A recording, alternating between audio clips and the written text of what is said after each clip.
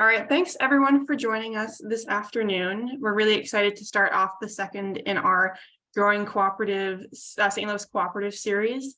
We're focusing tonight on cooperative finances because we heard a lot about that's what people wanted to hear from us and get a little bit of a more understanding of. So this is a co-op series brought to you by Cooperation STL, and we are a project of Solidarity Economy STL. And we're doing this because we really want to start growing our collective understanding of cooperative skills and really be learning together. I'm going to go ahead and pass it around between all the presenters and introduce everyone, and then we're going to jump into the content. So my name is Zondi Barrett. I am a member of Cooperation STL, and I'll pass it to Jenny. Hi, my name is Jenny. I'm a member of Cooperation STL and a worker owner at Garrity Tools. And I'll pass it to Julia. Hey everybody, I'm Julia. I use she, her pronouns, and I'm a founder of Solidarity Economies St. Louis and a co-founder of St. Louis Mutual Aid. Chris? Yeah, I'm Chris Wilcox, member of St. Louis Mutual Aid, and I work for as the policy and advocacy director at Red Circle. Awesome. All right, so next slide. The background behind this series is we really wanted to get folks in the same room to have a space for collective learning so we can really share our knowledge about our own experiences in cooperative environments, whether it be in our friendships, in actual cooperatives, all of those spaces. We all have stuff that we can bring together and learn from each other. We also wanted it to be a place where we can build our skills, because it's one thing to know how to approach conflict and do it in a cooperative manner, and it's another thing to actually do it and do it in a way that's like really nurturing and effective. And so we want to be in a space where we can start to practice these skills that might be new to us, so we can be effective when they come up in our real lives. And then finally, we want this to be a place where we're really getting to know each other and building up this ecosystem, because there are a lot of folks in the St. Louis area doing this work or wanting to learn about this work. And if we could all get in the same room and start talking to each other, we can make sure that we support each other and are successful. Next slide. So tonight, what we are definitely going to do is we're definitely going to talk about finances and how to make talking about finances easier. We know that it can be scary to talk about finances, but if we're all going to be working collectively, we need to know how they work. We're also going to identify some tools and practices that you can incorporate into your cooperative to make your finances transparent and accessible. And we're going to be providing some examples of patronage and profit sharing from local and national cooperatives, so you can get a sense of how different cooperatives do it.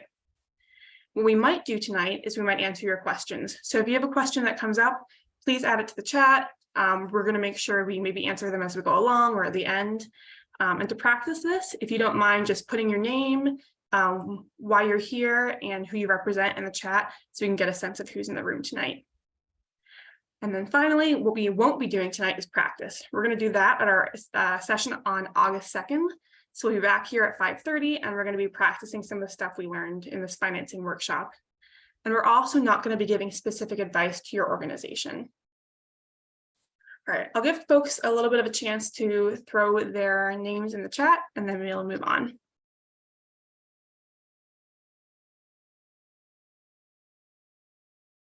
Hi, Sophie and Emily.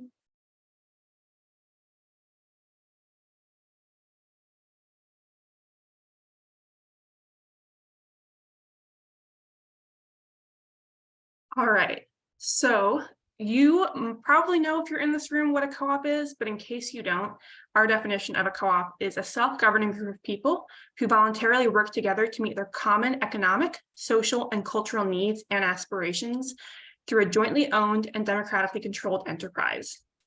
This is quite a wordy explanation, but we really want to make sure it hits all of the different aspects of what a cooperative could be. We try and simplify it by really breaking it down into these three categories: member owned, member controlled, and member benefiting.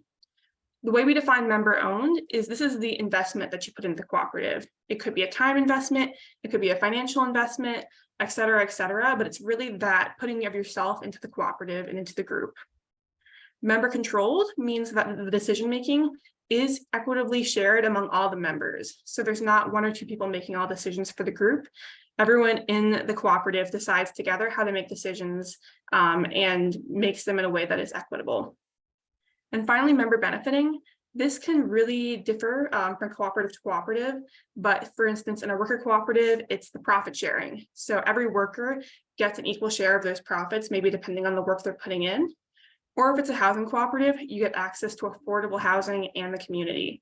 So different cooperatives have different benefits, but essentially what a cooperative is something that's owned by its members and controlled by its members, and then the benefits go to all the members. Next slide. And then finally, I want to talk a little bit about our cooperative principles and values. So these are the international cooperative principles and values originally written in the 1800s by the Rochdale Cooperative. And tonight we're going to be specifically focusing on education, training, and information. So we're going to be talking about how you can really share your financial education and training within your cooperative. We're going to be talking about democratic member control. So how would you as a collectively decide on those finances and make sure that everyone's decision making is being put into that? And finally, probably the real heart of the financial piece is member economic participation. So we're going to be diving into a little bit of the patronage or patronage-ish situations that involve economic participation. All right, I will pass it on. Awesome. So as you all know, today's topic is cooperative finances, and we just want to take a second to acknowledge that talking about money is tricky. It's hard. It's not something that we are necessarily, it's like part of our culture to be open and transparent about. So recognizing that, and that, again, this is like, you know, building co-ops is just as much of like a cultural shift as it is like economic and structural. So I want to take a second to kind of reflect on this question on the next slide and hear from you all if you're willing to share. Chris, can we move on? Yeah. So just thinking about what conversations you've had about money. Doesn't have to just be in one setting. It could be at work, it could be at home, it could be with friends. And what has made those conversations go well, and or what has made them not go so well. So maybe think about, you know, a positive experience or a not so positive experience, and share some of the characteristics. So I'm going to put that question in the chat as well.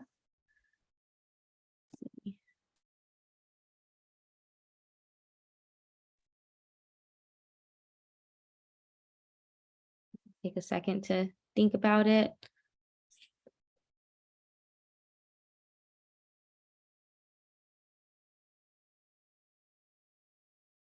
Yeah, we've got transparency of pay scale in reference to experience and service. Can you say, are you willing to come off mute and say a little more about that? Like what context and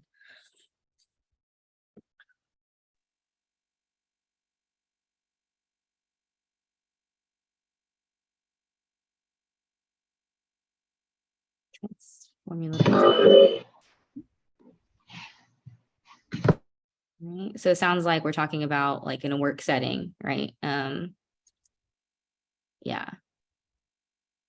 Can someone speak a little bit more to like why a formula-based raise might not be, or maybe why it would or wouldn't be helpful?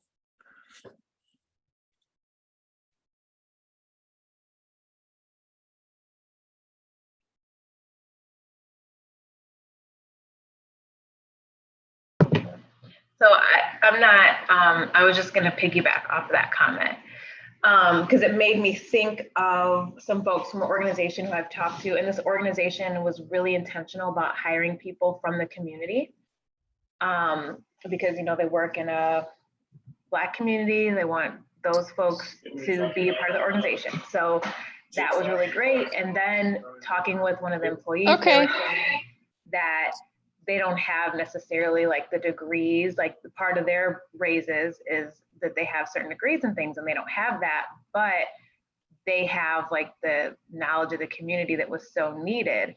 So it just seemed very imbalanced in terms of like, you know, they couldn't like climb the ladder because it was a very biased way of measuring their worth essentially in the business, in the organization.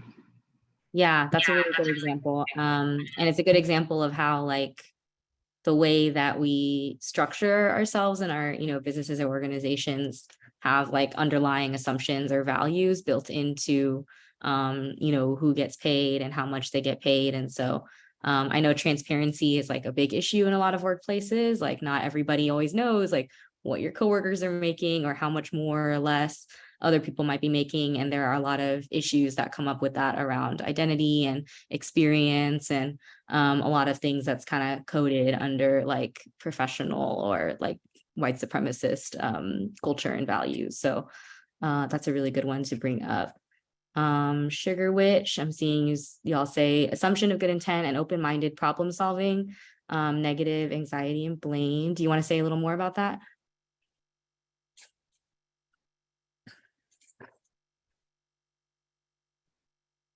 We have an extremely squeaky dog over here at the moment, so I don't want to disrupt the Zoom call too much. I think generally just sort of the mindset. Yeah, totally. Thanks for chiming on there. No worries. So yeah, just being willing to work through issues. Does anybody have any examples of things that work or don't work, like outside of a work setting? Like maybe in a more interpersonal setting. I know that like a lot of people have to manage money in their house or within their family, and like what does that look like, or where can things go well or not so well? Like an organizing setting, for example, or like deciding how to pay for like a group vacation or incursion, things like that. Mm-hmm.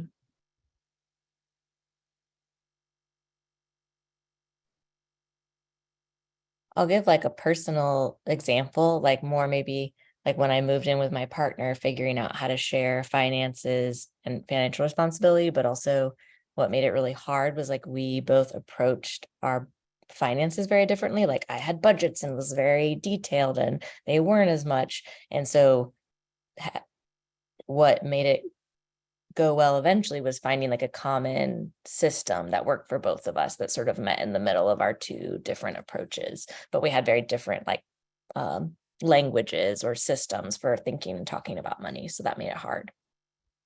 Yeah.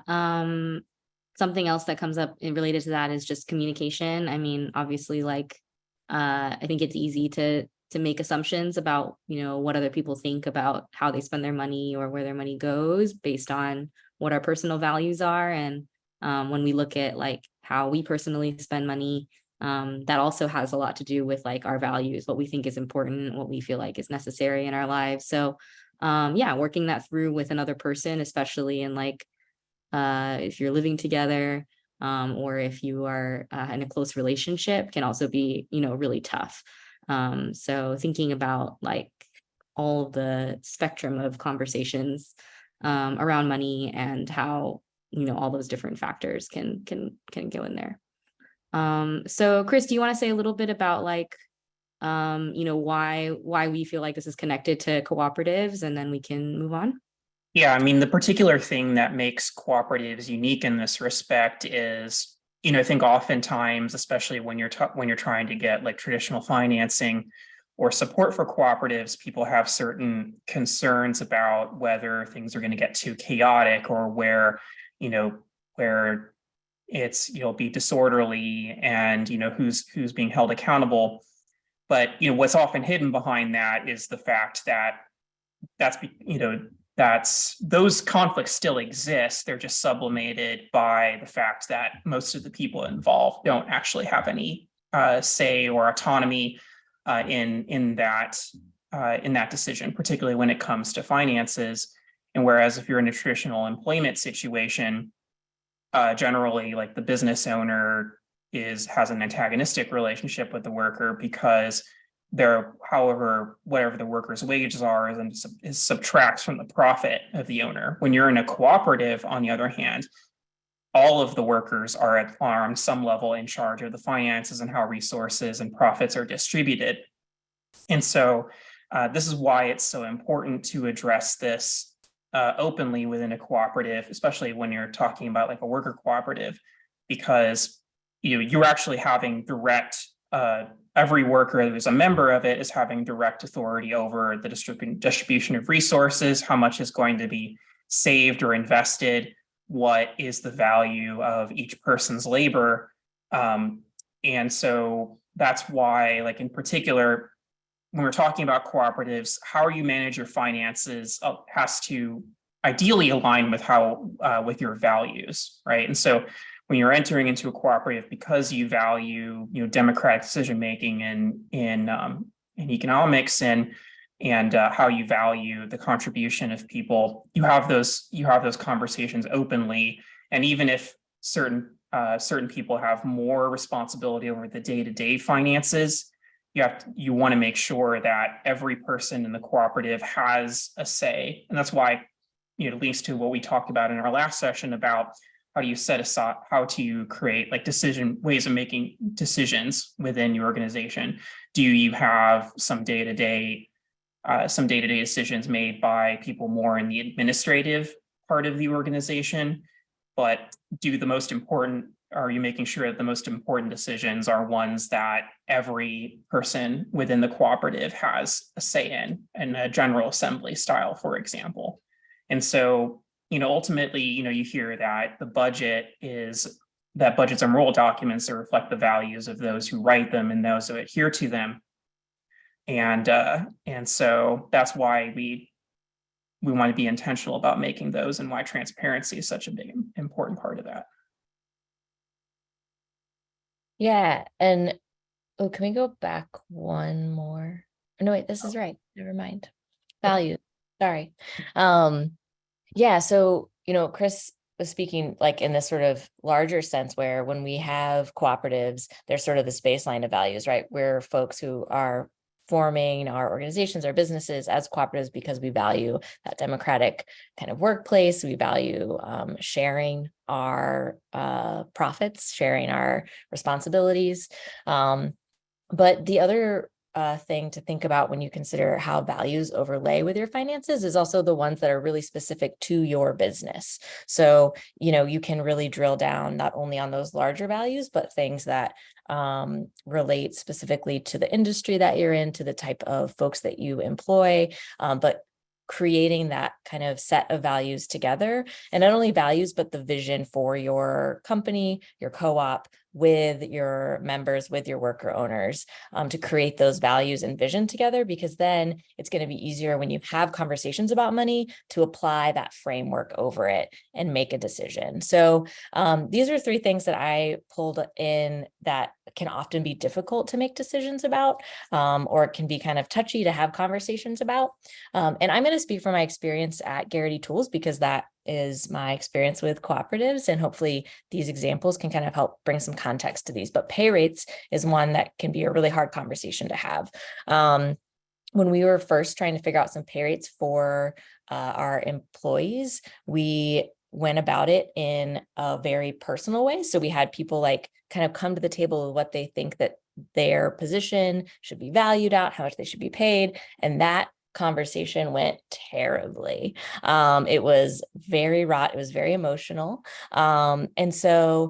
And really difficult to navigate. But when we came back to the table with a new lens where we looked at it through our organization at a higher level and took the personal out of it and thought, as a company, how do we want our employees to be paid? What is our ultimate vision for the rates that people are making, how often they're getting raises, our pay structure, our pay ratio, like how much is the highest person paid versus the lowest person? That conversation was not only easier, but really exciting to have, because we got to vision a future for our company where we provided pay that aligned with the values of what we wanted. The same with benefits. Oftentimes, it can be difficult to pick out exactly what if you're in a position to start offering benefits, what you want to offer first, how you do that. At Garrity Tools, we are a manufacturing company, so we make pottery tools. So we have people who are using their bodies a lot. They're physically in a wood shop making stuff. So for us, we really wanted to focus on getting healthcare, providing a wellness stipend, doing things to help balance out the labor that folks are doing at work, and knowing that our values are really grounded in the health and safety of our employees, helped guide some of the first things that we implemented. So, it wasn't a 401k match initially, it was healthcare. Investments is the same thing. So oftentimes some of the tough conversations about if you need to purchase a big piece of equipment, if you need to get a bigger building, how do you sit down at a table together as your worker owners, as your co-op, and collectively come to a consensus about that. And again, those values can really help guide that. So at Garrity Tools, whenever we have like a large piece of equipment that we need, or maybe multiple things, we can easily sort of put our filter of our values over that and know like dust collection is going to be way up there because the health and safety of our employees is really high. So some of that can just help ground those conversations and again, take it sort of out of the personal and into a larger perspective. And when you can look at it through a framework of an exciting visioning, imagining what you could create in your ideal world, and then figuring out, even if you can't get there right now. So if you have pay rates that like, this is our ideal scenario, and our ideal base wages, but then how do you get there? And creating a plan to, maybe you're not at the point where you can execute that now, but making a plan to get there slowly. It can be a much more exciting conversation to have than a stressful conversation. Next slide. So the other two things that we're gonna kind of talk about in terms of some of the tools that we want to give you guys to apply are transparency and accessibility. So on top of looking at financial conversations, financial issues through your values, making sure that you're being transparent about what is happening with your finances, and then accessibility. So making sure that everyone has access to that. So you can make your finances transparent, but if folks don't know how to understand them, then they're not accessible. So these three things are, we can go to the next slide, our values, transparency, and accessibility are what we're sort of laying over some tools that we want to impart on you. So we're going to talk about participatory budgeting, open bookkeeping, financial education, and patronage or profit sharing, and how all these things apply. So I'm going to hand it off to Julia to talk about participatory budgeting.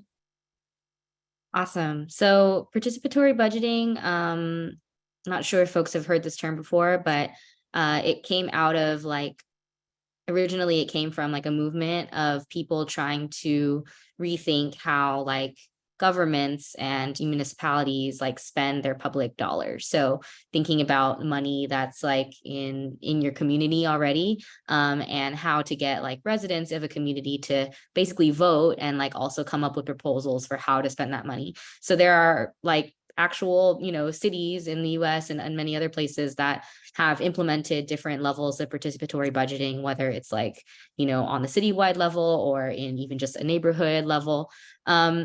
But what a lot of people don't realize is that you can use a lot of the kind of concepts and practices around participatory budgeting in an organization as well. And so it doesn't have to be super complicated. It doesn't have to be really unwieldy, but just the concept that when creating a budget, again, that reflects your values or that is going to have an impact on everybody in your co-op or in your organization, that people should have a say on that. And maybe that looks like a vote or consensus. So basically just thinking about creating a budget and the process of creating the budget itself as a participatory democratic process in itself. So the transparency in this is really the way that this kind of builds transparency is, of course, the most transparent way to share a budget is to build it together, right? So it allows for conversations around why something is, in a budget, or making sure that the people who are implementing the work or going to be implementing the work of that budget are actually helping to design it and making suggestions about where to start. And then, again, accessibility, it really gives people an opportunity to not just actually vote and like kind of put their money where their mouth is, but also to understand in the process of voting, what they're voting for and why it's important. So you can go to the next slide. So this is kind of like, again, a somewhat of like a step-by-step way of thinking about participatory budgeting, again, mostly through the lens of like a big city budget or like a larger budget that people are voting on, but you could take some of these ideas and adapt them to your organization. So having, a group of people push this process forward and making sure that people are like, really engaging the folks in the co-op. A lot of these look different based on like the scale of your co-op. Like obviously if you're a co-op that has like 50 employees, it's going to be more involved than if you have a co-op that has 5 people in it, and 5 people, you might not need to like vote majority. You might want to actually reach consensus if that's sort of the way that you're already making decisions. So thinking about like one example of this is an organization that I was on the board for, the New Economy Coalition. It's a national organization and they have maybe about a dozen employees. And so they organize their nonprofit into like circles of work. And so they take different circles like finances, fundraising, network organizing, culture, education or communications. And each of those circles actually like designs their circle budget and then come together, as like a whole staff to review those budgets, put them all together, and then make tweaks if they need to, and then vote on the budget. And then that vote is like given to the board. So that's another, an adapted way of using participatory budgeting, basically starting from the bottom or the grassroots of like, who's actually going to be doing this work? How can they propose ideas and also like give room for like new ideas, like if there's something that people are really passionate about and they really want to try and implement something new, participatory budgeting creates an option for that. And then the voting and the funding again like can look different based on what type of structure you're using, and just using it according to whatever decision-making process you already have in place.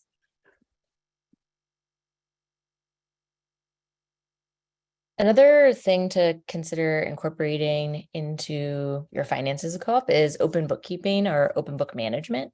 So this is basically once you, have your finances running, you have your budget in place, making sure that you're keeping your entire team, your entire co-op abreast of what is going on. So as you're developing a system for opening your books, making sure that you sort of keep in mind the values of your co-op. So that would be like, you want to make sure that your pay is transparent and consistently transparent because you want to, you value that knowledge being shared.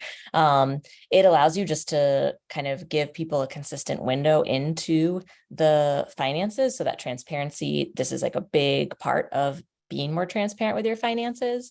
And then in terms of accessibility, making sure that you kind of find a balance in terms of like the structure for sharing the information and making sure that it's clear and digestible so that it's not just that you're sharing it for sharing's sake, but people really get what is going on in the company's finances. And that can take a little bit of work. And we'll talk about financial education in the next bit too. Next slide. So there's open book management is like a specific thing that was coined by kind of like a businessy dude. So at the bottom, Jack Stack wrote The Great Game of Business, which is a book. And it's like a term that's used in larger corporations and something that companies try to incorporate, whether they're a co-op or not, to increase profits and productivity. So it can be used in that way. And in the context of open book management, they have this thing of like a critical number. So it's figuring out a number that's kind of an indicator of profitability or like a break-even point. So that's different for different industries. Like for Garrity tools, it might be like, we know that if we make this amount of tools, every month that we will have this much profit. And so everyone is familiar with that number. And then you create some kind of scoreboard where it's clear what calculations go into like getting to that number. And then your entire team is sort of working this scoreboard and they have influence over like how to change that number. So it's like a very specific kind of businessy system. There's like workshops and books and things about it. But I think these principles of just getting everybody engaged in the finance, and they sort of gamify it, which is helpful. But knowing and teaching the rules is one of their things. So making sure everyone understands, making sure that everyone like can see how it's changing over time. And then also another important part is giving people a stake in the outcome, which is part of co-ops for sure. But that means that like, people at the company know that if that critical number changes, that they'll make more money. So they have a stake in that number. We can go to the next one. A lot of times when I think about open bookkeeping, a lot of it is just, again, making sure that people understand what's going on and providing ways to do that. So these are some basic things outside of the sort of the great game of business style open book management to consider in opening up your books. One is just providing regularly scheduled reports. So making sure that it's really clear whether that's like monthly or quarterly or, twice a year, but something that is useful to everyone at the company so that everyone feels like they're knowledgeable about what's going on, the financial health of the organization, and also how what they're doing is impacting that those numbers. Also, finding ways to make that information engaging. I'll talk a little bit later about like kind of making fun games for financial reports, but instead of just being like, here's our balance sheet and here's our profit and loss, and like, this is where we're at for the year, making sure that you're not just, here's the numbers, take a look, but you're providing sort of like critical analysis of it and giving people the opportunity to really like engage with those numbers in exciting ways. And then making sure that you're also just open to questions about your finances and being clear, what is open. And if there are things that are not, maybe there's, certain, if not everyone is a worker owner at your company, maybe not everyone has all like every single bit of financial information, but I found that hasn't really been any drawback to sharing all of the financial information with everyone, but giving a clear way for people to ask questions. So if you're doing financial reports, making sure that you're asking before you're putting that together, what questions do people have?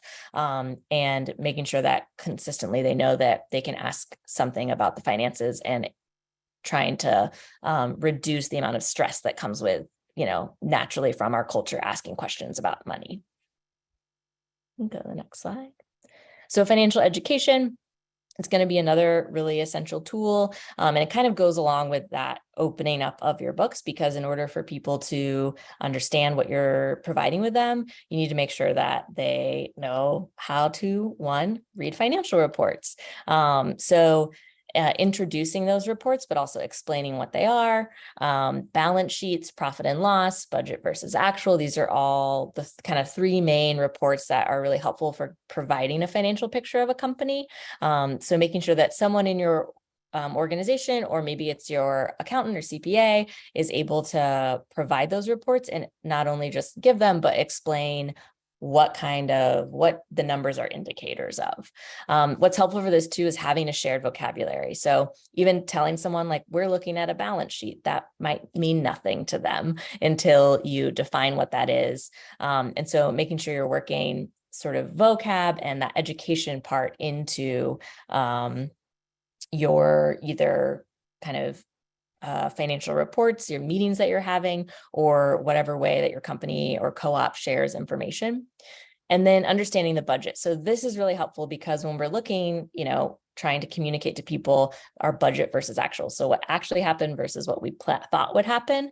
And it gives a really clear picture of how your co-op is doing. And what Julie was talking about earlier in terms of participatory budgeting can really help as a great starting point, because then if everyone participated in that process, they should understand that budget. And it's going to really help later on in terms of just that basic financial education. So I wanted to give an example of just what we do at Garrity Tools. So in terms of the education component, we have, and open bookkeeping, we have quarterly reports. So once a quarter is over, the first week of the next month, so we just had one at the first week of July, I put together a quarterly financial report.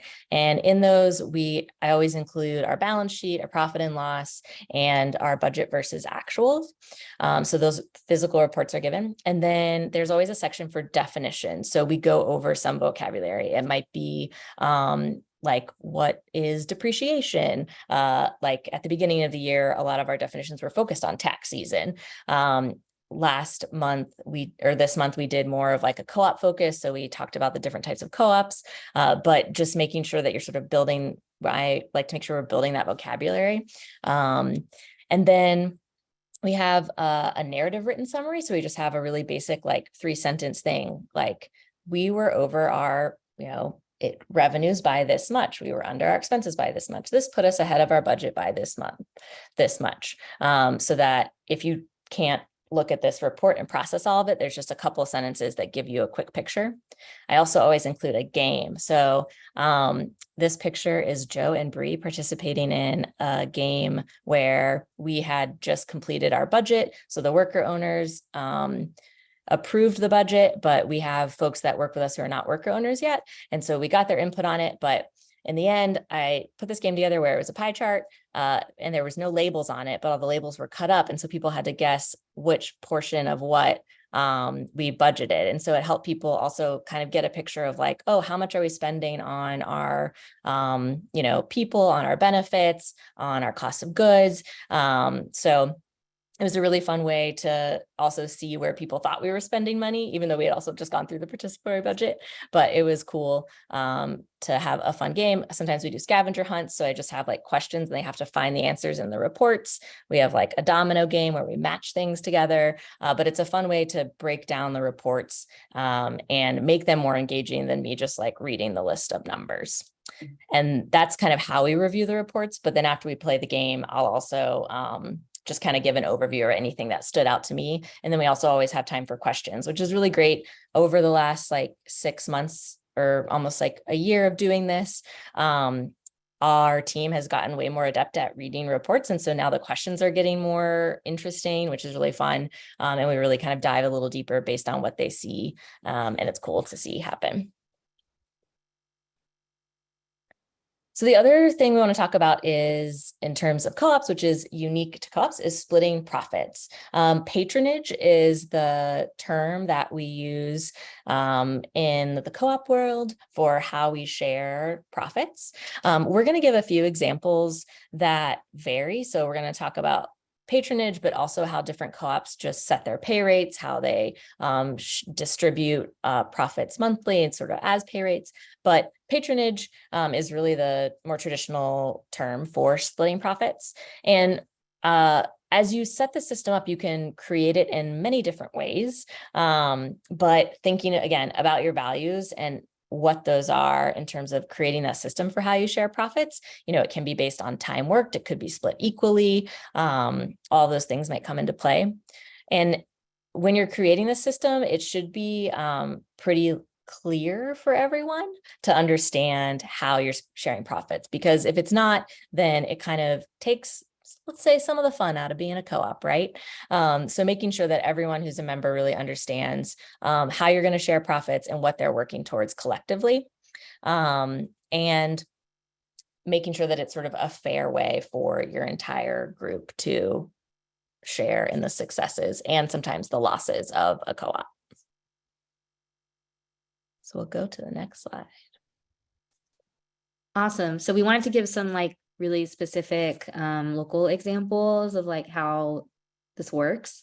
This first example is not necessarily a patronage examples because like as Jenny said, patronage is a little bit more specific and like legal, and it sort of measures your share kind of in the co-op and its profits. This is just a very simple and what I felt was like a very intuitive way of running a business together. So there's a small co-op locally called Relay Marketing. They do like online content like writing for sort of like technical writing. And so there's like a very small number of people, I want to say maybe 3 folks. And basically what they do is every month, they're tracking their hours, and that can be hours spent in the business, like writing, but it can also be spent, time that you spend like on the business, like doing financial reports or setting up systems and all that kind of stuff. And so all those hours are tracked. And then each month, the money that is like earned by everybody collectively in the business. So say somebody gets a contract that's like $100 an hour and somebody else gets one that's $50 an hour. Instead of that money going directly to that individual, it's going to the co-op. And that pay rate, that amount of money that's earned plus divided by the amount of hours worked becomes your monthly pay rate. And that pay rate is distributed among each person based on how many hours they worked. So say, Joe worked 40, or like, let's say he worked 40 hours a week that month and somebody else worked 20, they wouldn't get paid the same because it would be their pay for that month would be based on the monthly pay rate that is like fluctuates based on how many jobs they get each month.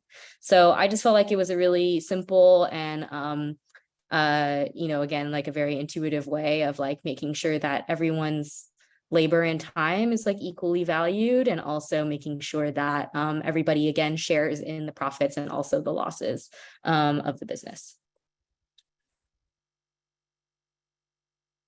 This is great to see that lovely, simple example, because what's next is Garrity Tools patronage. So we do this annually. So this is a more traditional patronage system. I'm gonna say traditional, but it is us figuring out how to split our profits at the end of the year. So the first step is that we take what we made, so our revenue, our sales, and we subtract our expenses or our costs. And then what that gives us is our net income. If for some reason that's negative, then we split that loss between two different accounts, our collective accounts, and then our owners' accounts. So in our bookkeeping, these are not actual bank accounts, but in our bookkeeping, we have some line items. So each of our owners has an account in our bookkeeping where some of their patronage sits and also their buy-in to the co-op. And then we have a collective account as well. So if there was a loss, that would happen. But if we have a profit, then we go on to number 2, where we have folks on our team who are not worker owners. So we track our hours, and any hours that non-worker owners work, we take that percentage. So say it was 25% of our total hours, we would multiply our net income by 25%, and that money automatically has to go into our collective account. So it's kept within the company to reinvest in the company to use for future growth. And we call that our profit. So our profit stays in our collective account. Then we also multiply our net income by the remaining percentage of hours, which are what our worker owners work. So say that was 75%. We would multiply our net income by 75%, and we consider that money our surplus. And with our surplus, we have 2 things we can do with it. One is distribute it as patronage, and that's sort of the profit sharing. The other is deciding collectively as worker owners that we want to put some of it in our collective account. So if we know like next year we're going to be moving, we know we need to save some more money to make that happen. Let's put 50% of our surplus into our collective account. So we decide that at that point, and then anything that's left over is distributed as patronage. And when we distribute patronage, we do that by a percentage of hours worked as well, but we just take our worker owner hours and the percentage that each worker owner has worked within that is the amount of the percent of patronage that they receive. And then there is one more step that's not on here, where some of that goes into our capital accounts, our worker owner accounts, and our bookkeeping, and some is distributed in cash. And we also decide what percentage we want to keep in the company and what percentage we want to distribute as cash. But the money in our personal accounts within our bookkeeping is ours, and we can take it out with request if we need to. So that is how Garrity Tools distributes our annual patronage, and it is based on hours worked. So we track that all year long, and then we use this formula or system to distribute those profits. So Hidden Alley Ranch is a housing co-op, not a worker co-op, but even though they don't have profits that they're distributing, there's still a financial component to how it works. And the goal of Hidden Alley Ranch is really to have that community focus and also to provide affordable housing in St. Louis. And so their financial model is a really interesting and creative way to account for that. So the way that they work is for monthly expenses, a monthly payment from each co-op member. is split into two. One are monthly expenses. So these are the expenses that you'd have to pay to live anywhere. It's your utilities, it's your maintenance, the usage of the building, that kind of stuff. So that is split by the unit square footage of each member. So if someone's in a larger unit, they're going to pay a higher share of that monthly expense. But then co-op members are also building equity in the building as time goes on. And that's the other part of their monthly expense. And this they divide up based on income.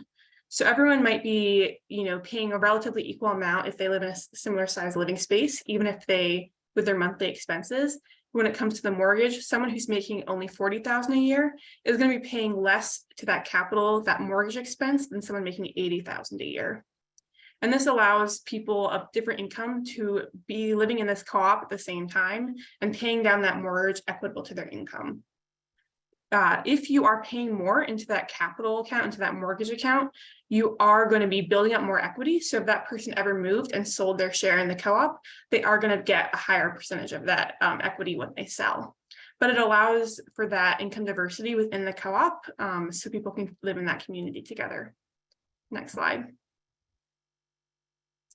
We also wanted to share Sustainable Economies Law Center, and this is a national nonprofit that provides legal services to the solidarity economy.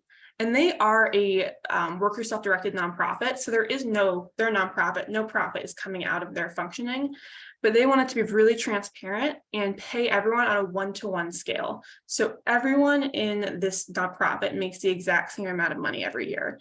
That is, if they're a lawyer, if they're doing administrative, if they are an organizer, regardless of their role, they're making the same amount. And they went forward with this strategy because they really wanted to make clear that lawyers, even if they have maybe more training than some of the other employees, everyone's doing the same amount and the same important amount of work. So they use this to really equal that playing field. So even if you aren't a worker cooperative, there are other ways to really make pay rate or benefits equal and equitable to people's situations. Next slide. All right, so we have finished our content for this evening, but I know that we threw a lot at you once again. So this is a time to start thinking about any questions, anything coming up. I'm going to put a link to our evaluation survey into the chat. We'd love to hear what you thought about our presentation this evening. We also have a resources form. So to dig more into the open bookkeeping piece, into how can you actually do that, we'll have this resources provided also, and you can look at that. But I will open it up now to questions. And you can throw questions in the chat, or you can come off mute. You can raise your hand so we know.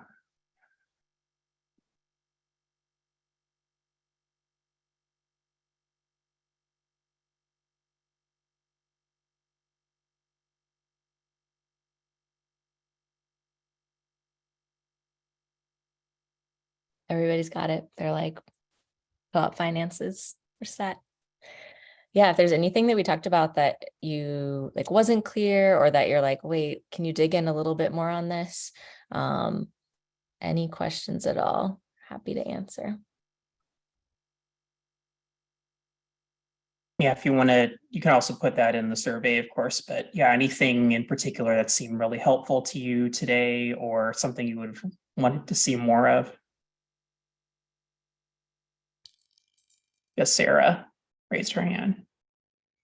Hi, yeah, thanks for this training. I'm curious, so a lot of them seemed like they were based on like number of hours worked, and I'm thinking about, I guess I'm thinking about in a smaller situation where it's primarily just like me and my collaborator. But I'm thinking about like how managing the tension of like, not everyone can work the same amount of hours, and or some folks complete things at different rates, and that's like not necessarily reflective of value, that like the amount of hours someone's working, someone may be working not very many hours but maybe providing like a huge amount of value. And so I'm curious about like if y'all know about models that take that into account, or just like sitting in that tension also of like creating that kind of structure. And also sometimes like, things get to the point where it's like, okay, if, maybe we have set up a structure that values people independent of how many hours they're putting in, but that could also shift into like, this is not in alignment anymore. It's not balanced. Yeah, I can give an example that's kind of different than the Sustainable Economies Law Center. It's again applied to a nonprofit, so it might not be like exact, but this is an organization that kind of takes the principle of like, paying people equitably, but has like different basically pay bumps. So there's like a base salary that everybody makes.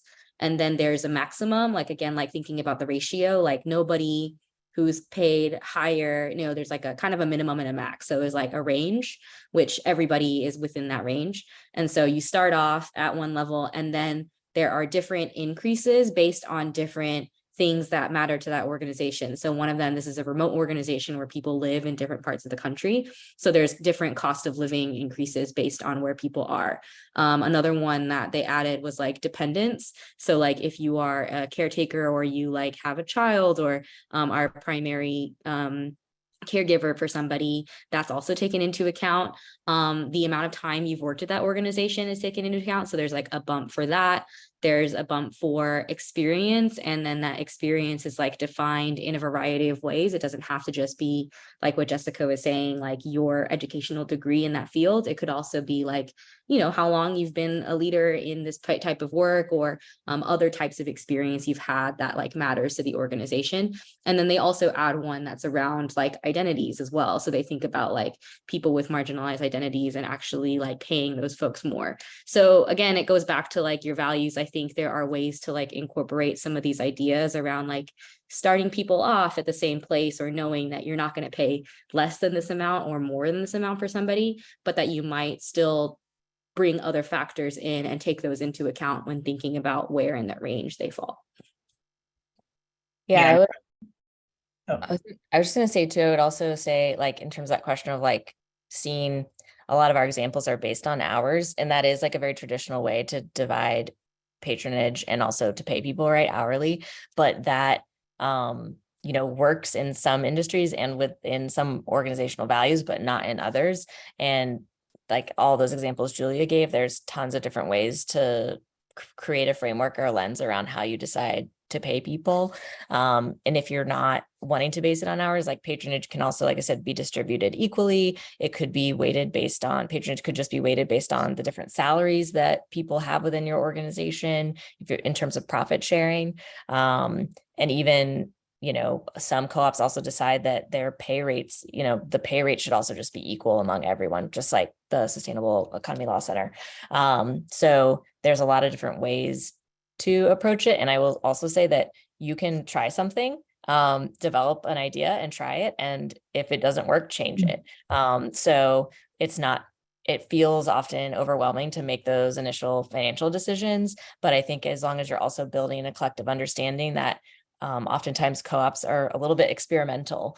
So trying something, adding to it, subtracting from it, and changing it as you go along and responding to like how it's feeling and what it's bringing up within the co-op as well is important. Yeah, and I think Jessica in the chat is hitting on the major theme. It is all about values, right? Because you collectively, and the thing about a co-op is you are deciding this together. Like you collectively, as the co-op members, decide what is valued in what ways, right? And how that does or doesn't fit in with broader like cooperative values. And I think the example that Zandi mentioned about like Hidden Valley Ranch, also taking the needs of the members of the cooperative into account, whereas like different contributions to mortgage, or maybe some of your members of cooperative live in different cities with very different costs of living, for example. But I think another example I can think of is you can have, how do you manage variance in the organization? Mondragon, for example, the largest cooperative corporation, has many smaller cooperatives in its umbrella.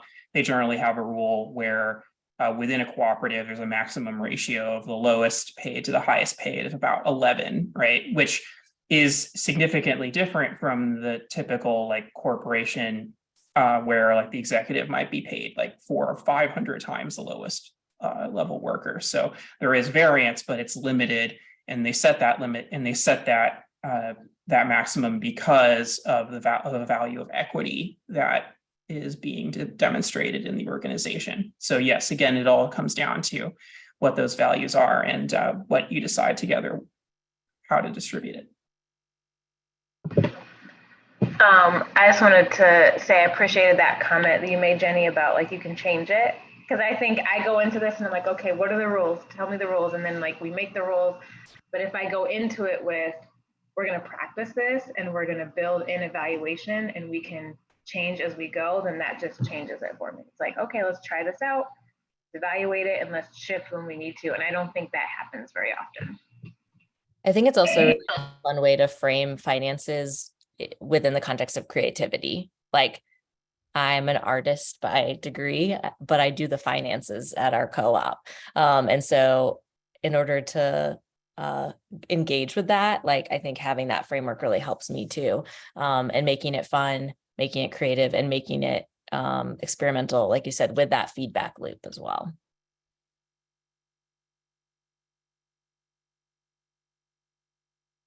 Any other questions or comments?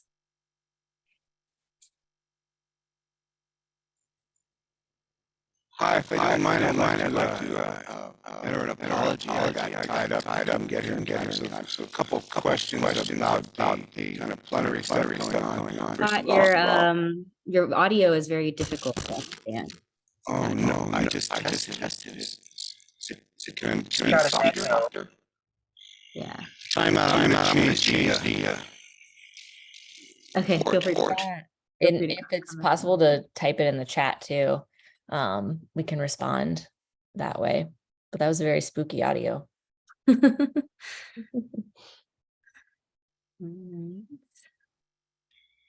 Well, we before we finish up for tonight, we want to remind everybody that we have our practice session on August 2nd, which is 3 weeks from now, same time, 5:30. And yeah, anybody who came tonight, or even if you know somebody else who wants to come but missed tonight, we're going to put the recording up on YouTube. We're going to send it out to everyone.